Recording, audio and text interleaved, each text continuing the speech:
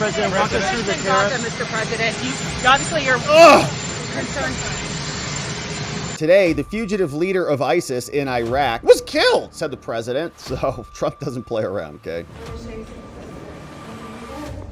Oh, wow. Looks like such a nice person. That's a rough picture.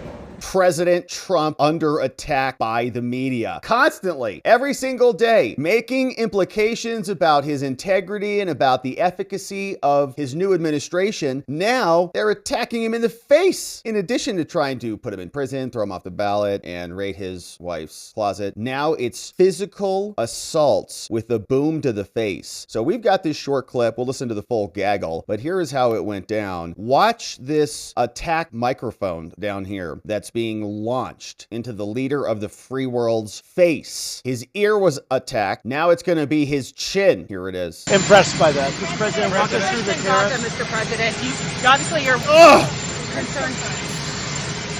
You're concerned about the situation in Gaza. What are the hopes now to get the hostages back?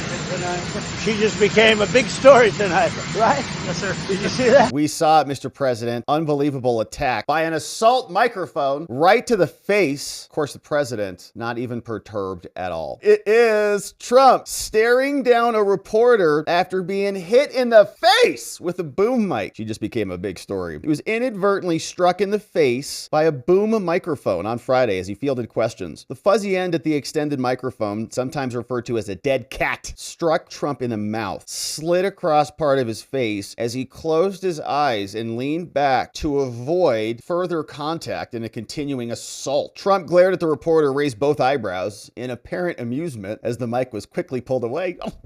She just made television tonight, said Trump, the president quipped, apparently referring to the clumsy reporter. She just became a big story tonight. Did you see that? Trump asked someone, laughing off the... Did you see that?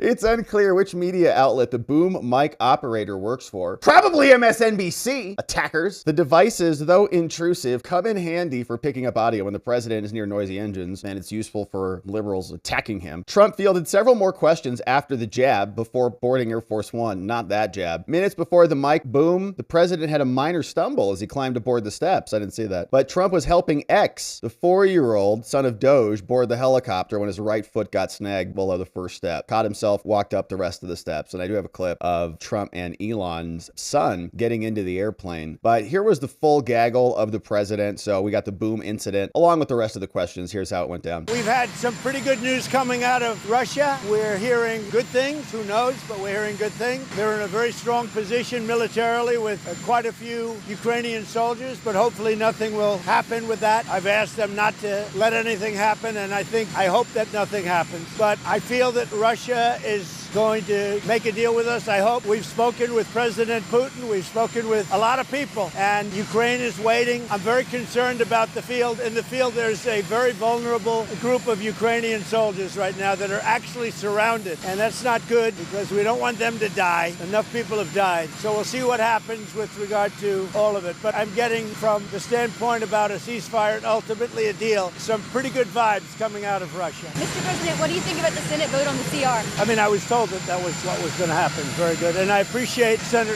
Schumer, and I think he did the right thing. Really, I'm very impressed by that. Mr. President, walk us through the tariffs. Mr. President, obviously you're concerned. You're concerned about the situation in Gaza. What are the hopes now to get the hostages back?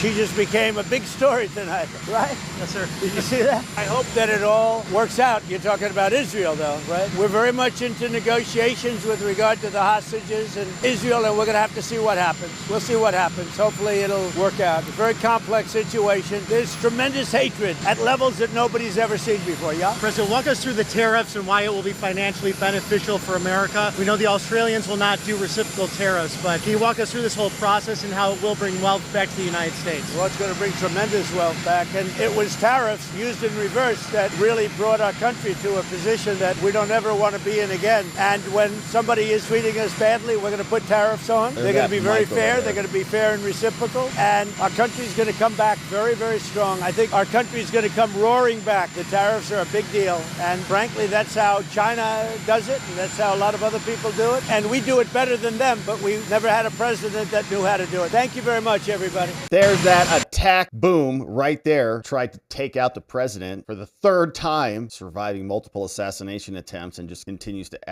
answer questions like it ain't nothing. Now we got the president surviving more attacks. Meanwhile, we've got Trump taking out leaders of ISIS. Here today, the fugitive leader of ISIS in Iraq was killed, said the president. So Trump doesn't play around, okay? You mess with America, you get taken out. Boom mic or not. Boom mic or ISIS. He was relentlessly hunted down by our intrepid warfighters. His miserable life was terminated, along with another member of ISIS, in coordination with the Iraqi government and the Kurdish regional government. Peace through strength, says Trump, as ISIS gets obliterated. Now, Trump also has a very kind side to him, too, as you can see. Here he was helping Elon Musk's son, little X, board Marine One on the way over to Mar-a-Lago. And so here's some video of that happening before Trump was violently attacked.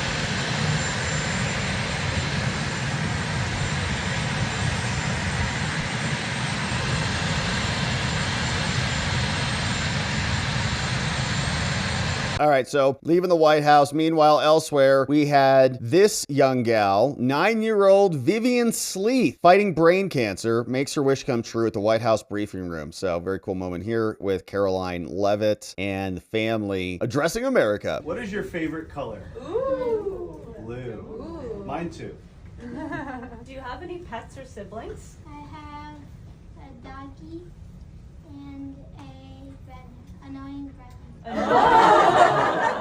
Funny. All right, so that's at the White House. And then similarly, we also have President Trump yesterday we saw at the DOJ. And this was a fun video clip where Pam Bondi walked him out, showed him the replacement of the photo. And remember that when Pam Bondi originally made her way into the DOJ, they had refused to take down Joe Biden's image. They still had Joe Biden up and Attorney General Merrick Garland. Remember those two? Oh, what a disaster that was. So here's Trump. Oh, wow. Looks like such a nice person. That's a rough picture. That's a rough picture. We're waiting on JDs to go up. That's good. Thank you. Amazing. So that's all taking place at the White House, and the president will return unfazed and unscathed after yet another attack by the media.